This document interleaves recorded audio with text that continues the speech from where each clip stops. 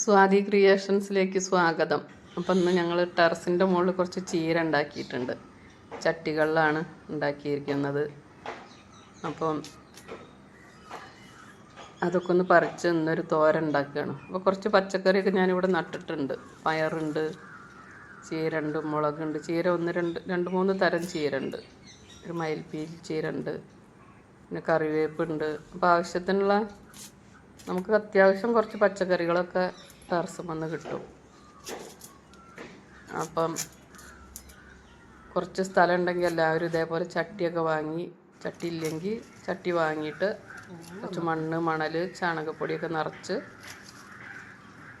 ചീര വിത്ത് പാവി നമുക്ക് വീട്ടിൽ തന്നെ ചീര പറിച്ചെടുക്കാം. അപ്പോൾ ഇത് നല്ല ഫ്രഷ് ചീരയാണ്. കീടനാശിനികളും വളങ്ങളൊന്നും ചേർക്കാത്ത നല്ല ചീരയാണ്.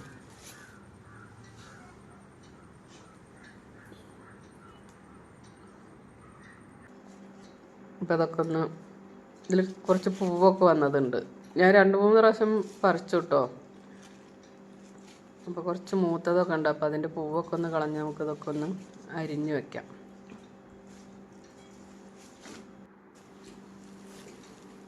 അപ്പോൾ അത് അരിഞ്ഞ് വെച്ചിട്ടുണ്ട്. ഈ തോരനിലേക്ക് ആവശ്യമുള്ള കുറച്ച് തേങ്ങ, ഒരു അരമുറി നാളികേരം എടുത്തിട്ടുണ്ട് ഞാൻ. പിന്നെ 2 പച്ചമുളക്, 2-3 വറ്റൽമുളക്, കുറച്ച് വെളുത്തുള്ളി, ചുവന്നുള്ളി. അതൊന്ന് മിക്സിയിൽ ഒന്ന് ചതച്ച് വെക്കാം. ഇനി ഒരു ചീനച്ചട്ടി അടുപ്പത്ത് വെച്ച് നമുക്ക് കുറച്ച് കടുക് ഇട്ട് കൊടുക്കാം.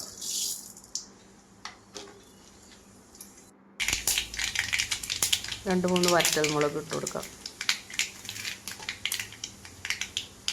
കുറച്ച് കറിവേപ്പില ചേർത്ത് കൊടുക്കാം.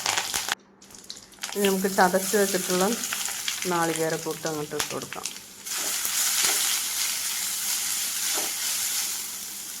അതൊന്ന് മൂത്ത് കഴിഞ്ഞാൽ കുറച്ച് ഉപ്പ് ചേർത്ത് കൊടുക്കാം.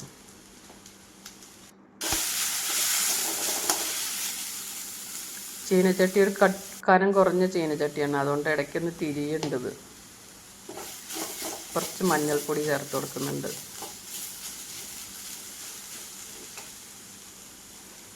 ഇനി നമുക്ക് ചീര ചേർത്ത് കൊടുക്കാം.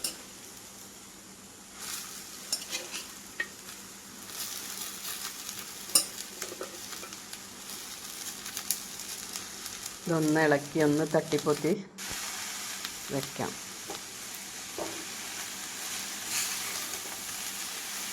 ഇതിൽ വെള്ളമൊന്നും ചേർക്കേണ്ട ആവശ്യമില്ല. ചീരയിൽ നന്നായിട്ട് വെള്ളമുണ്ട്. അപ്പോൾ നമ്മൾ ലോ ഫ്ലെയിമിൽ അങ്ങനെ ഒന്ന് വേവിച്ചെടുത്താൽ മതി. പെട്ടെന്നായി കിട്ടും.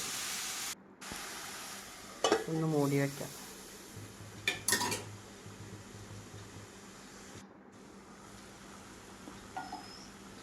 ഇടയ്ക്കൊന്ന് ഇളക്കി കൊടുക്കാം. എല്ലാ ഭാഗത്തിൽ ചെറിയ തണ്ടുകളൊക്കെ ഉണ്ട്. അപ്പോൾ അതൊക്കെ ഒന്ന് വേവാൻ വേണ്ടിയിട്ട് ഇടയ്ക്കൊന്ന് ഇളക്കി കൊടുക്കാം. അപ്പോൾ അതിൻ്റെ മുന്നേ ആയിട്ട് വീഡിയോ സബ്സ്ക്രൈബ് ചെയ്യാതെ കാണുന്ന കൂട്ടുകാരാണെങ്കിൽ ഒന്ന് സബ്സ്ക്രൈബ് ചെയ്ത് കമൻറ്റ് ചെയ്ത് ലൈക്ക് ചെയ്യാൻ മറക്കരുതേ.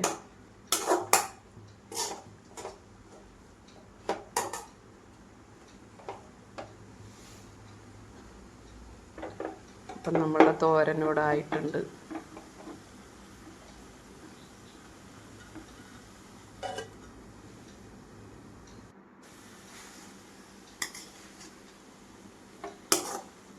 തേങ്ങയും പച്ചമുളകും ചീരയും ഒക്കെ കൂടി നല്ല കുഴഞ്ഞ ഒരു തോരനായി കിട്ടിയിട്ടുണ്ട്. ചോറിന് ഇത് മാത്രം മതി.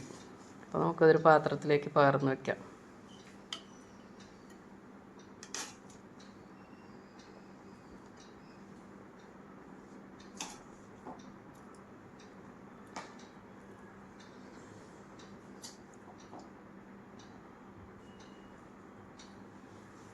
Thank you.